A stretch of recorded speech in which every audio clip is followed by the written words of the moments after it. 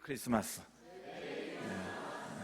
하늘에는 영광, 땅에는 평화, 성탄의 축복이 가득하시길 바랍니다. 다시 한번 성탄의 축복이 가득하시길 바랍니다. 오늘 새벽보다는 훨씬 많이들 나오셨어요.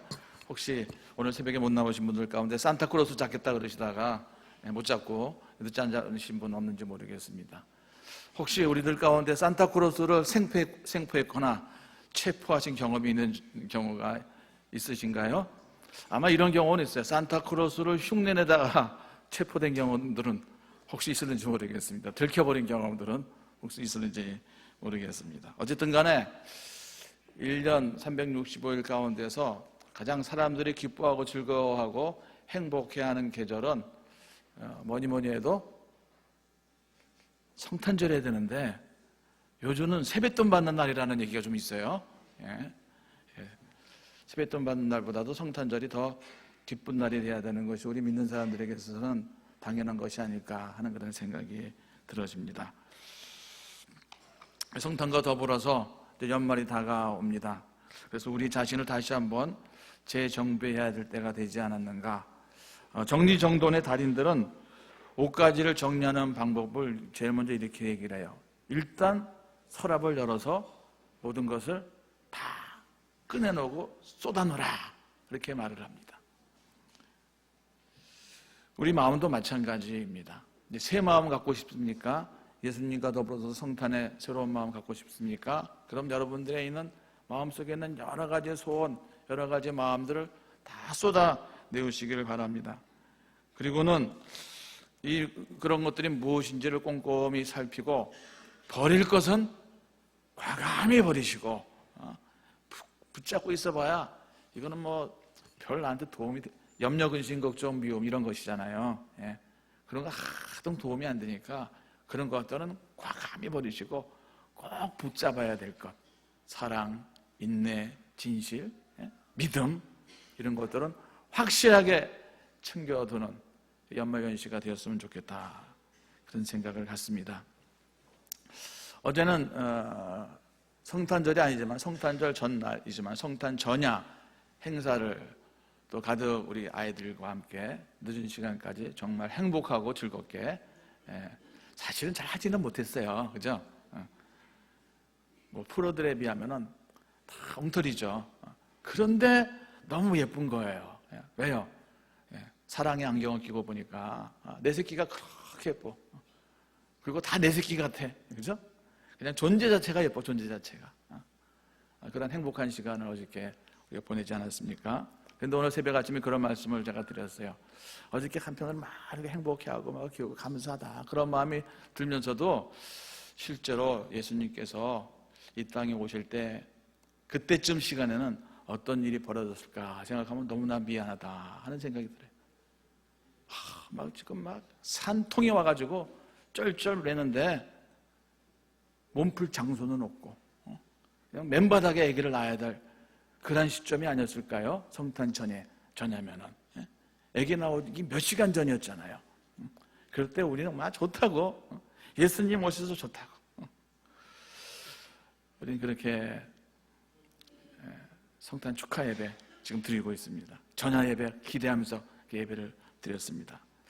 과연 예수님께서, 우리 메시아 구원자이신 예수님께서 아기 예수님으로 이 땅에 오셨을 때에 우리는 아기 예수님으로 구원자가 오신 것을 기뻐하는 것이 맞을까, 아니면 슬퍼해야 될 일일까? 이것이 기쁜 일인지 슬퍼한 일인지 미안해야 할 일인지 좀 우리가 한 번쯤은 생각해 볼 필요가 있다 하는 생각이 좀 들었습니다. 매미가요, 애벌레일 때는 땅속에서 몇 개월 사는 게 아니잖아요. 매미가 되어서 매매하고 울기 위해서는 땅속에서 군뱅이로 몇 년을 산다 그러죠? 7년? 8년? 그러니까 우리 애들보다 훨씬 이 매미가, 맹맹그리는 매미가 우리 유치부 초등학교 다니는 애보다 나이가 더 많아. 사실은 땅속에서 오랜 생활을 하다가 매미가 탁 허물을 벗고 매미가 착 천국을 날아가는 거, 정말 상상을 못할 변화이죠. 얼마나 기쁘겠어요. 그런데 며칠 못 살다 돌아가시는 거예요. 근데 그 매미 보고 날개 막 너 이제 매미 생활 그만하고 다시 애벌레가 되라. 창조주께서 그러신다면 그 매미의 심정이 어떻겠습니까? 차라리 죽는 게 나아요. 그럴 거예요. 그죠? 우리가 매미가 아니라서 그 심정을 헤아릴 수는 없지만 이렇게 생각해 보겠습니다. 다른 사람들은 이렇게 횟수가 올라가면은 월급이 올라가는데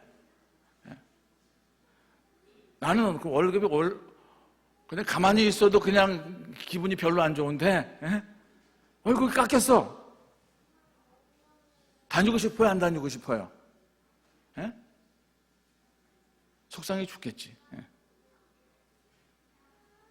다른 사람들은 다 진급하는데 뭐 그냥 대의에서 그냥 소령으로 진급하고 그러는데 나는 강등이 됐어. 계급이. 나라 지키고 싶어요? 버리고 싶어요?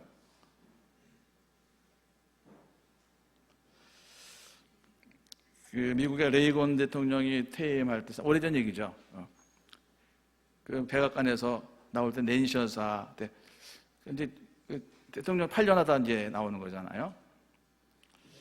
기자들이 지금 백악관에서 나오시는 기분이 어떻습니까? 이렇게 물어봤을 때 유명한 대답을 했어요. 미국이니까 이런 말 했던 것 같아요. 하늘이 무너지는 것 같다고 그랬대요. 하늘이 무너지는 것 같다고. 아니 대통령 4년 하다가 한 번 되고 8년 하면 당연히 나오는 거 들어갈 때부터 몰랐나? 그런데 그 생활을 누리다가 나오는데 그냥 하늘이 무너지는 것 같아. 그런 말을 했다는 거예요. 그런데 하나님께서 하늘 보좌에 계시다가 육신을 입고 이건 뭐 매미가 애벌레가 되는 거하고 비교가 안 되는 거잖아요. 죄인들 속으로 오시어서 그 하셔야 될 일이 무엇인지 다 알고 계시고 이 땅에 오시게 되어지는데 생일 축하합니다 하면서 우리가 생일 축하를 해야 될 일인가? 그래서 저는 예수님의 생일 축하는 좀 아닌데 우리가 감사해야 되는 건 맞아. 근데 축하는 좀 아니지 않나? 그런 생각이 좀 많이 들더라는 거예요. 그런 생각 자꾸 약간 머리가 씌워지는지 모르겠지만 오늘 본문의 말씀으로 좀 들어가 보겠습니다. 오늘은 예수님 오시기 전 8세기경 예언자 미가가 하나님으로부터 올 희망에 대한 말씀을 하는 이야기인데요. 미가라는 말은 누가 야훼와 같은 자인가? 누가 구원자인가? 미가라는 말은 미가 야의 축약형 야훼라는 말이 빠진 숨어져 있는 것이죠. 그러니까 하나님 앞에 진실하게 살아가는 사람이 누구인가라는 그런 묻는 기호로 살아가는 사람. 김봉성 그러면 섬기는 사람, 봉사하는 사람 그런 의미가 있어요. 저는요 이름에. 그러니까 진짜 섬기는 사람인가 봉사하는 사람인가라는 그런 기호로 저의 이름을 그렇게 만들어 주셨는데 미카 그러면 누가 야훼를 잘 섬기는 사람인가? 그런 이름의 뜻이 있는 거예요. 그런 시대에 이제 아시리아라는 나라가 막 이렇게 확장될 때 당시에는 유다 왕이 시스기야였습니다. 시스기야 왕. 이사야 시대는 아모스 왕이었죠. 아하스 왕이었죠. 그럴 때 이제 아시리아가 이제 사네립이라는 장군이 대군을 이끌고 와서 유다의 모든 요새들을 천년적인 난공불락 요새들을 하나하나 다 점령해 나가는데 마지막에는 그 하르무기또라고 말하는 아마겟돈이라고 말하는 그 라기스 성까지 다 폐허가 되어지고 말아요. 다 점령이 되고 말아요. 그러니까 이제 뭐 끝났죠. 쑥밭이 됐죠. 그럴 때 하나님께서는 역대하 32장에 보면 하나님께서는 하나님의 선을 보내어서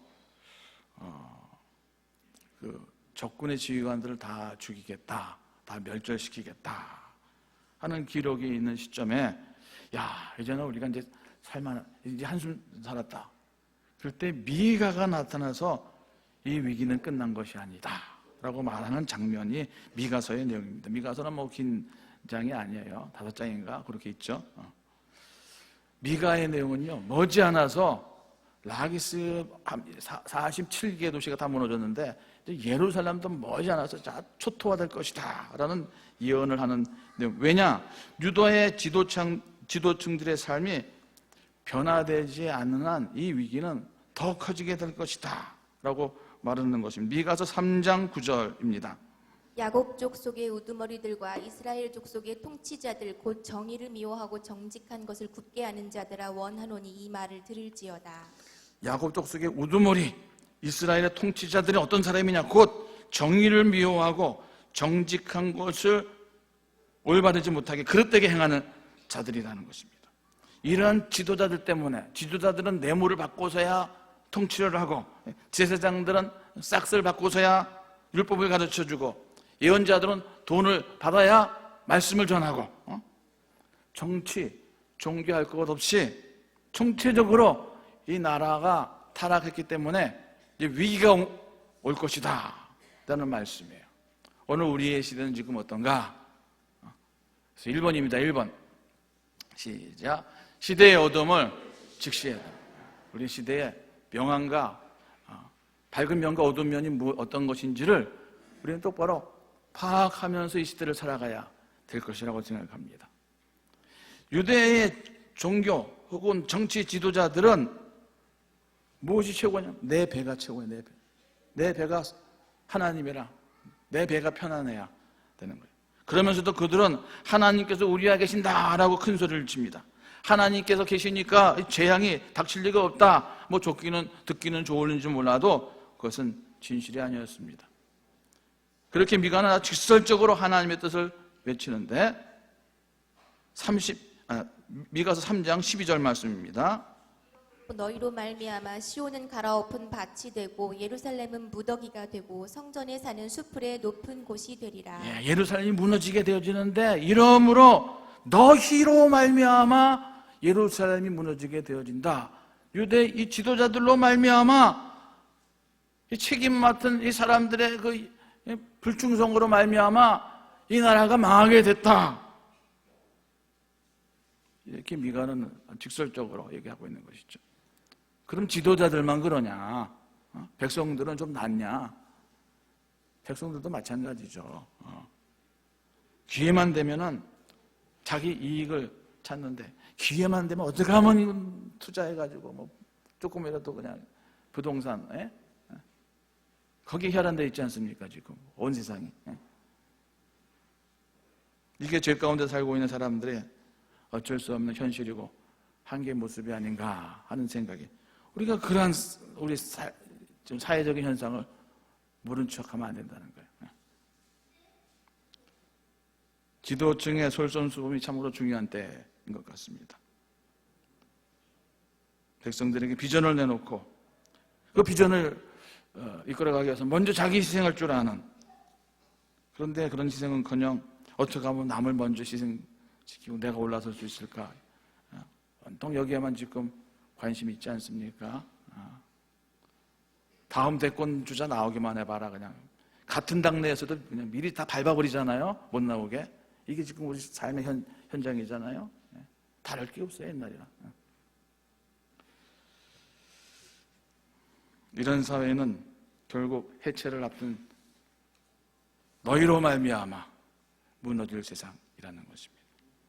그런데 그런 가운데서도 미가는 그렇지만 이렇게 암울한 세상이고 저희로 말미암아 무너진 세상이지만은 이 모든 역사를 이끌어 가시는 분은 누구시다? 하나님이시다 라는 사실을 선포하는 중에 있는 것입니다. 그러는 가운데서도 저는 위대한 비전을 선포하게 되어지는데 4장 2절 말씀입니다. 많은 이방 사람들이 가며 이르기를 오라 우리가 여호와의 산에 올라가서 야곱의 하나님의 전에 이르자 그가 그의 도를 가지고 우리에게 가르치실 것이니라. 우리가 그의 길로 행하리라 하리니 이는 율법이 시온에서부터 나올 것이요 여호와의 말씀이 예루살렘에서부터 나올 것임이라. 네, 모든 회복이 어디서부터 다시 된다는 거예요? 시온에서, 예루살렘에서부터 많은 백성들이 다 모이게 되어지고 거기서부터 회복되어지는데 무엇으로 말미암아? 여호와의 말씀으로 말미암아 율법이 시온에서부터 나올 것이요 여호와의 말씀이 예루살렘에서부터 나올 것임이니라 라고 선포하고 있다는 사실이죠. 오늘 이 사실이 오늘 우리에게도 동일하게 중요하다고 생각합니다. 2번입니다. 같이 읽습니다. 시작. 어두울수록 말씀의 비전을 미가가 바라보는 세상은 말씀으로 회복되는 세상을 바라보는 거예요. 누구의 말씀이요? 사람의 말이 아니라 하나님의 말씀으로 회복되는 세상을 지금 바라보는 것이죠. 올해가 3.1운동 100주년 되는 해다라고 이렇게 말하였습니다. 이제 다 저물어 가지만 김이 독립선언서에 보면은 힘의 시대는 가고 도의의 시대가 오도다 그러지 않습니까? 모든 백성들이 하나님의 말씀에 귀를 기울이고 말씀을 따르려고 하는 그런 세상이 오도다. 우리는 그것을 바라봐야 될 줄로 믿습니다. 비슷한 시기에 예언됐던 이사야는 하나님 말씀으로 회복되는 세상을 어린 양과 이리가 함께 있고 표범이 새끼 염소와 함께하는 독사가의 굴에 어린아이들이 손을 넣고 함께 노는 그러한 세상을 꿈꾸지 않았습니까? 하나님을 믿는 사람들은 이러한 꿈의 사람이어야 될 줄로 믿습니다. 그래서 미가는 하나님께서 그때가 되어지면은 민족들 사이에서 모든 분쟁을 다 종식시킬 것이다. 하나님께서 판단하시고. 그래서 미가서에 굉장히 유명한 미가서 그러면 저는 이 말씀이 제일 먼저 떠올라요. 미가서 4장 다 같이 읽습니다. 4장 3절부터 4절 약간 길지만은 잘하는 말씀이죠. 시작. 그가 많은 민족들 사이의 일을 심판하시며 먼고 강한 이방 사람들을 판결하시리니 무리가 그 칼을 쳐서 보습을 만들고 창을 쳐서 낫을 만들 것이며 이 나라와 저 나라가 다시는 칼을 들고 서로 치지 아니하며 다시는 전쟁을 연습하지 아니하고 각 사람이 자기 포도나무 아래와 자기 무화과 나무 아래 있을 것이라. 그들은 두렵게 할 자가 없으리니 이는 만군의 여호와의 입이 이같이. 전쟁과 테러의 소식이 끊어지고 무기는 다 창과 칼은 곡괭이가 된다는 거예요. 농기구가 된다는 거예요. 그래서 유엔에 가면 그런 구조물이 있죠. 앞에 가면. 믿음의 사람들은 파괴하는 힘, 미워하는 힘보다 믿음의 힘, 사랑하는 힘이 더 강력하다. 그것을 믿는 사람들인 것입니다. 무기 더 좋은 거 만들어야지 우리 다른 나라들을 올 텐데 핵무기를 만들어야 우리가 안 밀릴 텐데. 이게 지금 북한이 버리지 않는 거잖아요. 우리는 핵무기보다 더 강력한 거. 어떤 거예요? 우리는 사랑의 원자탄. 말로만이 아니라 진짜 우리 믿어야 돼요. 우리. 사랑하면 해결되는 거예요. 사실은요. 사랑하는 사람한테 핵무기를 던질 일은 없잖아요. 사랑의 원자탄. 우리는 그걸 믿어야 돼. 그걸 믿어야 돼. 미가는 이 어둠의 사람들이 자기들이 심은 포도나무와 무화과 아래 있는 평화로운 세대가 도래할 것이다. 이것은 공상이 아니라 하나님께서 주시는 꿈인 줄로 믿습니다. 우리가 이러한 시대를 살아가야 되는 줄로 믿습니다. 1948년생이신 김준태라는 그 시인이 있으세요. 아직도 살아계신 분이신데요. 국박과 희생이라는 그런 시가 있어요. 어느 날 갑자기 수백 대의 이스라엘 폭격기가 이 세상 천지 곳곳을 납작하게 때려 눕힌다 해도 서베이루트처럼 짓밟아 버린다 해도 국밥을 먹으며 나는 신뢰한다. 국밥을 먹으며 나는 신뢰한다. 인간은 결코 절망할 수 없다는 것을, 인간은 악마와 짐승이 될 수 없다는 것을 나는 노래하고 즐거워한다. 국밥을 먹는 사람이니까 뭐 학식이 많다든지 권력을 잡았다든지 어떤 사회 지도층은 아니야. 서민이야. 국밥을 먹으면서도 나는 막 악의 세상을 막 깨부수고 막 사람들이 죽어나고 그럴지라도 나는 사람을 보고 결코 절망하지 않겠다. 왜냐? 사람은 결코 짐승이 아니기 때문에, 사람은 결코 악마가 아니기 때문에, 그 속에 성령님이 살아계신다면 저는 천사가 될 것을 나는 믿기 때문에 오히려 하나님 앞에 기도하며 역사의 부정성을 적극적으로 바꾸려고 노력하는 그런 사람으로 살아가게 될 줄로 믿습니다. 이분이 또 이런 시를 인간은 그래서 거룩하다. 인간은 거룩하다. 오 새벽에 깨뜨리면 그대여, 오 새벽에 깨어나면 그대여, 우리 이제 흐르는 강물에 발을 적시며 강 건너 마을 사람들을 찾으러 나아가자.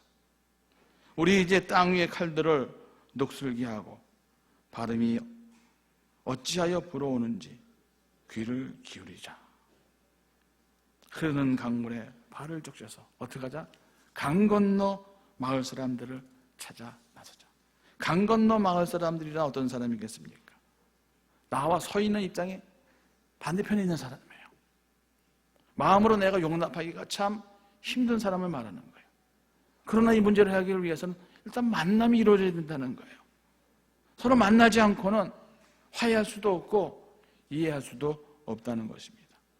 그러므로 정말 우리가 평화의 일을 꿈꾼다면 마음을 열고 만나는 일에서부터 시작해야 될 것이라 생각합니다.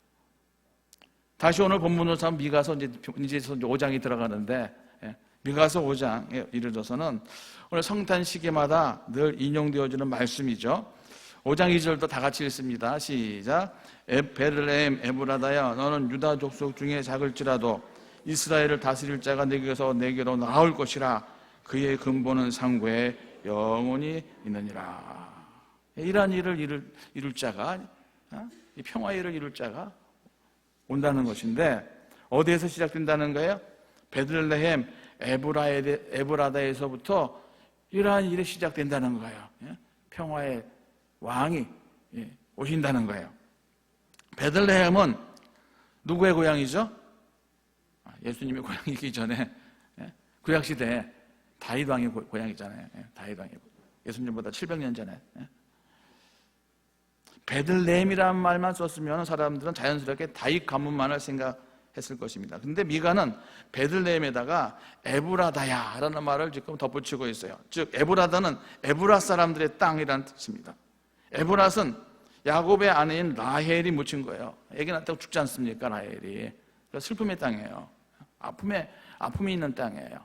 베들레헴인데 우리 선조의 사랑한 여인을 잃어버린 땅. 그런 의미가 있는 거예요. 그리고 베들레헴 에브라다야라고 이렇게 호명한 이후에 또 이 베들레헴을 표현하는 또 다른 설명을 덧붙이고 있는데 뭐라고 그랬어요? 유다의 여러 족속 가운데 작다 그랬어요. 물론 뭐 땅덩어리가 적고 인구가 적다라는 그러한 표현이겠습니다만은 쉬운 말로 말하면 베들레헴 에브라 별 볼 일 없다 그런 뜻이잖아요. 보잘것없다. 미가는 베들레헴에 대한 당시 사람들이 갖고 있던 다윗 왕의 명성에 그 이미지도 그대로 받아들이면서 또 한 가지 뭐냐면은 보잘것없는 것, 사람들이 주목하지 않는 어떤 변방, 시골 외진 곳, 거기서부터 세상의 아픔을 다듬으시고 평화의 왕으로 오시는 그분이 이제 오신다라는 말씀을 하는 것이죠. 호주에서 오래 생활하다 오신 분이 여기 앉아 계시긴 한데, 호주에 가면은 이제 관광 여행 가봐야 될 것 가운데 사람들 가운데 하나가 울룰루라는 산. 저는 그 호주 가서 울룰루 산인 줄 알고 갔는데 그 산이 아니더라고요. 저 산이에요, 저 산. 저기 바위산이에요. 호주 북부 지역에 있는 광야에 있는 바위산이. 울룰루라는 뜻이 무슨 뜻이냐면 그늘이 지나가는 곳, 그늘진 곳 그런 뜻이래요. 그늘이 보이잖아요. 근데 이게 이제 햇빛이 싹 지나감에 따라서 울룰루하게 보인다는 거예요. 색깔이 막 보랏빛으로 보이기도 하고 뭐 흰색으로 보이고 석양이 빨간 그늘진 장소. 그늘 속에는 슬픔, 아픔, 고통이라는 새 결핍이 산다. 이 새 품은 저마다의 품계를 지닌다. 슬픔이라는 축축한 물기, 아픔이라는 명료한 통각, 고품이라고 하는 허기진 느낌들, 그 사이에 헤아릴 수 없는 품의 징후가 수많은 징검다리처럼 놓여 있다. 마치 검은 빛과 흰빛 속에 존재하는 무수한 빛들의 슬픈 잔치같이. 흔들어도 흔들리지 마 하는 시의 내용입니다. 흔들리지 마. 슬픔, 아픔, 고품이 있어도 흔들리지 마. 그 흔들릴 땅에 사는 사람들은 평화의 땅에 오기까지 얼마나 많은 외로움에 참 긴 여행을 해야 되겠습니까? 그럴 때 이스라엘을 다스릴 자, 온 세상에 평화의 왕으로 오실 예수님은 어떤 분이신가? 우리의 모든 슬픔, 아픔, 고품을 다 아시고 계신 분이시다. 히브리서 4장 15절 말씀을 다 같이 읽습니다. 시작. 우리에게 있는 대제사장은 우리의 연약함을 동정하지 못할 이시가 아니요 모든 일에 우리와 똑같이 시험을 받으시니 죄는 없으시니라. 성탄은 어떤 사건이냐? 하나님께서 우리와 똑같은 모습으로, 똑같이 나약한 사람으로 우리 가운데 오신 사건이라는 것입니다. 그리고 우리가 받는 시험을 똑같이 받으신 사건이라는 것입니다. 그러므로 말미암아 우리가 담당해야 될 모든 질고를 대신 담당할 수 있는 합당하신 분이시고, 이러한 성탄의 예수 그리스도를 믿는 사람이라면은 저는 한 걸음 더 나가서 우리도 성탄의 사람이 되어야 된다 하는 것입니다. 예수님께서 성탄해 주셨으니까 축하합니다 하고 끝나는 것이 아니라, 고맙습니다 하고 끝나는 것이 아니라, 아까 그 대기자가 얘기한 것처럼 우리도 이제는 갚는 자의 자리에까지 나가야 진정한 성탄의 사람이 아니겠느냐 하는 것입니다. 어떻게 하는 것이 성탄인가? 3번. 빨리빨리 나갑니다, 오늘은. 3번. 시작. 오늘의 성탄은, 그렇죠, 말씀이 육신이 되는 사건이 성탄이잖아요. 유식한 말로 인카네이션. 하나님의 말씀이 사람의 몸을 입고 육화되어지는 것을 인카네이션이라고 하지 않습니까? 말씀이, 성령으로 말씀이 잉태되어서 동정녀 마리아에서 나신 것처럼 우리도 성령의 사람이 되어서 성령으로 말미암아 그 말씀이 깨달아져서 머리로만 깨달아지는 것이 아니라 깨달아진 바 그 생각, 그 마음을 품고 그대로 실천하며 살아갈 때 그것이 바로 살아있는 말씀의 사람이 되어지는 거예요. 그것이 바로 성탄이 되어지는 거예요. 이단 얘기가 아닙니다. 성탄절 때마다 왜 가끔 이렇게 많은 강단에서 소개되는 실제로 있었던 1944년, 지금으로부터 약 75년 전에 크리스마스 이브날부터 아침까지 있었던 사건입니다. 당시 이제 2차 대전 끝물이잖아요. 1945년 2차 대전 끝나니까 1944년 12월 24일 벨기에 숲속 작은 오둔마을에 살던 프리츠라는 12살 난 어린아이가 어머니와 함께 저녁을 준비하고 있었어요. 아빠는 이제 민방위 대원으로 이제 근무하다가 이제 돌아오면은 이제 오늘 크리스마스 이브 잔치 해야지 기대감에 들떠 있는데 오둔마을을 두들기는 소리가 나는 거예요. 아버지인가 보다 하고 탁 내렸더니 철모를 탁 뒤집어 쓰고 있는 유령과 같은 사람 둘이 탁 서 있는데 보니까 미군이야, 미군. 이 벨기에 지역은 지금 독일군이 점령하고 있는 지역입니다. 미군 둘이, 그러니까 뭐 당시 군인들은 그냥 탁 돌아가고 밤내나 하고 막 그럴 수도 있는데 뒤에 보니까 부상당한 병사 하나가 또 이렇게 또 엎여 있어요. 잠시 좀 쉬어갔으면 좋겠다고 간절한 눈빛으로 도움을 요청하고 있었습니다. 그들은 부대에서 낙오해가지고 사흘 동안이나 독일병을 피하여서 숲을 헤매고 있었어요. 침묵이 잠깐 흐른 후에 프리츠 엄마가 들어오세요.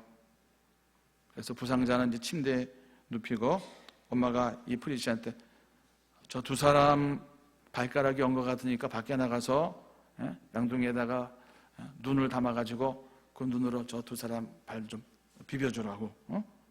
그래서 시퍼렇게 온 발을 눈으로 비벼주고 있었습니다. 그런 사이 어머니는 이제 크리스마스 이브에 쓰려고 아껴두었던 닭 한 마리하고 이제 감자를 가져다가 요리를 하기 시작했어요. 그러니까 금세 온 방 안에 아주 고소한 냄새가 가득 찼죠. 이때도 다시 문 두드려서 아빠가 왔나 보다. 어쩌면 또 나관 미혼일 수도 있지. 그래서 문을 탁 열었는데 그냥 몸이 바짝 긴장되고 얼굴만. 왜? 독일군이 들어온 거예요. 독일군이.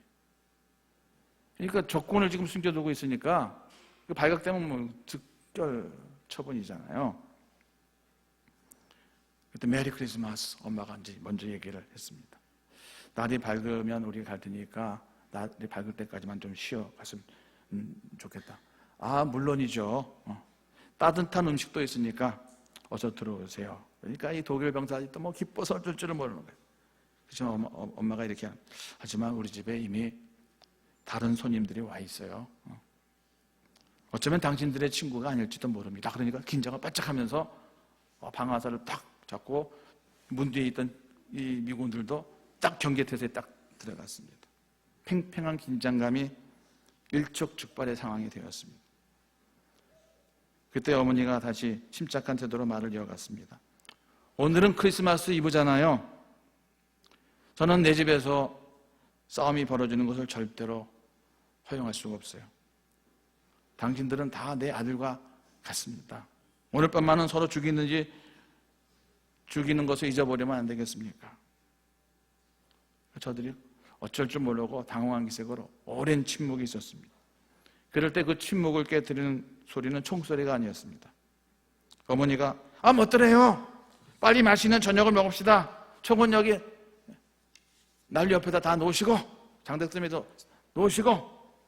그러자 젊은 이 독일군과 미군들은 마치 말 잘 듣는 어린아이들처럼 고분고분 그 말을 따르더라는 것입니다. 갑자기 손님이 늘어난 관계로 감자를 더 가져오라. 밖에 감자를 가지고 딱 돌아보니까 이 프리시가 보니까 독일군이요 부상당한 미군을 또 간호하고 있더라. 벌써 그 사이에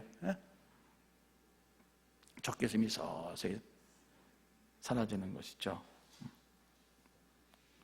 다 어린 병사였습니다. 16살이 두 명이었고 나이가 가장 많은 병사가 23살이었습니다. 한 병사가 배낭에서 포도주를 꺼내니까 또 다른 쪽 병사는 배낭에서 또 호밀빵을 꺼내왔습니다. 이때 어머니가 기도합니다. 예수님, 오늘 이 집에 오셔서 저희들의 주인이 되어 주십시오. 기도할 때 이 어머니 눈에서는 눈물이 맺혔습니다. 집에서 멀리 떠나온 어린 병사들도 눈물을 훔치게 여념이 없었습니다. 식사가 다 끝난 후 밤 깊어지자 어머니가 문 밖으로 나가서 베들레헴의 별을 보자고 제안을 했습니다. 모두가 나가서 하늘을 바라보았습니다. 가장 밝게 빛나는 별이 어느 별일까 찾는 동안에 전쟁은 어느덧 다 사라지고 없어졌습니다. 모두가 다 평안을 누리는 밤이 되었습니다. 다음 날 성탄절날 아침이 되었습니다. 독일군과 미군은 오두막집 앞에서 서로 악수를 하고 부둥켜 안고 헤어졌습니다. 독일군은 미군들에게 당신들의 부대로 안전하게 가는 길을 상세히 가르쳐 주기까지 했습니다. 2차 대전이 끝나지 않았던 1944년 독일 프리츠 뱅켄의 집에서 있었던 실화, 이 감동적인 실화는 리더스 다이제스트에 게재된 유명한 실화인 것입니다. 성탄의 메시지는, 성탄의 말씀은 하늘에는 영광, 땅에는 평화입니다. 성경은 한결같이 예수님께서 이 땅에 오신 이유는 우리의 평화를 위해서 오셨다고 말씀하십니다. 그 평화는 십자가의 피로 이루는 평화라고 말씀하였습니다. 로마의 황제 아우구스투가 세계를 제패하자 팍스 로마나 로마의 평화를 선포했습니다. 모두가 다 앞다투어서 로마 황제의 평화를 합창했습니다. 그 그것은 장엄하고 화려한 승리의 빵파르였습니다. 그런데 그 시절 베들레헴 한들판에서는 또 다른 평화가 울려 퍼지는 것입니다. 참으로 이상한 평화입니다. 아무런 힘이 없는 평화입니다.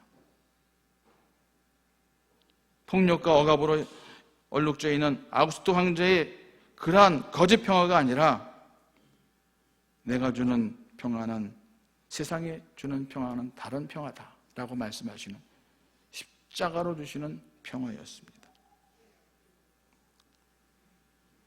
2019년 성탄절을 맞이하는 한반도는 69년 전 처절한 전쟁의 상흔이 아직도 치유되지 않은 채 우리 한국 사회는 곁에 있을 사람은 없고 편만 남는 그런 세상이 지금 되어버린 것은 아닌가. 언제부턴가는 이 나라는 각자 도생하는 사회가 되어서 경쟁이 극심해지고 혐오와 적대 언어는 높아지고 공감과 소통의 능력은 현저히 저하되어 버린 그런 상태. 우리 시대는 함께 곁에서 웃어주고 울어줄 사람이 없고 곁에서 함께 걸어주고 보듬어줄 사람이 없는, 곁에 사람이 없는 세상.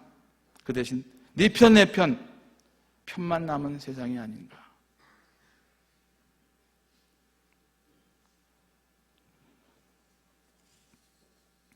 이 세상 사람들은 어떻게 해서든지 위로만 올라가려고 합니다. 심지어 교회들조차도 신화의 교리의 마음이 뺏겨서 목회자들도 신처럼 되려고 합니다. 그러다가 교주가 되어지고 이단이 창궐한 지금 한국교회의 현실이 되고 말았습니다. 그런데 역설적이게도 하나님은 인간이 되시려고 내려오셨습니다. 그래서 오늘 성탄절은 우리에게 인간이 되라는 메시지를 남기는 것이 아닐까. 유다 족속 중에서 작은 베들레헴 에브라다의 구유는 인간을 넘어서려는 기술 문화와 인간을 초월하는 종교를 향해서 참 인간이 되는 것, 참 사람이 되는 것이 구원이다 라고 말씀하는 것 아니겠는가. 이것이 하늘의 뜻을 이 땅에 구현하는 자리, 그것이 상징적인 마을 구의 자리가 아닐까 하는 생각을 합니다. 오늘 말씀은 우리들에게도 예수님처럼 다시 거룩하게 태어나 새로운 다짐과 각오로 출발하는 말씀의 사람, 말씀으로 태어나는 성탄의 사람이 되라 말씀하시는 줄로 믿습니다. 너는 유다 족속 중에 작을지라도 이 땅에 평화를 만드는 사람은 힘을 가진 사람이 아니라는 거예요. 이 땅을 하나로 만드는 사람은 어떤 능력 있는 사람이 아니라는 거예요. 말씀의 사람이라는 거예요. 자기를 죽기까지 낮추어서 복종하는 사람이라는 거예요. 우리가 그러한 사람이 서로 되어질 때 우리 모자원곡에 세워진 우리 신목교회 그렇게 위대한 교회는 아니잖아요. 그러나 하나님의 일을 넉넉히 감당해 나갈 줄로 믿습니다. 부흥의 현장에 있었던 교회들 보게 되어지면 다 작은 교회에서 시작했어요. 너무 큰 것 바라보지 마시고 말씀으로 죽고 사는 저와 여러분이 되어짐으로 우리 신목교회가 나의 성탄의 자리가 되어지는 그런 축복이 임하기를 주의 이름으로 축원드립니다. 고마우신 하나님 아버지, 감사와 영광을 주께 올려드립니다. 오늘 성탄절을 맞이하여서 신목의 온 성도들이 어린아이로부터 어른 내일까지 한자리에 모여 싸우니 우리의 마음을 성령으로 하나로 묶어주신 줄로 믿습니다. 주님, 말씀으로 새롭게 하여 주시옵소서. 말씀에 복종하고 순종하며 말씀대로 살아나가는 참 그리스도인들 삼아 주옵소서. 예수님의 이름으로 기도하옵나이다. 아멘.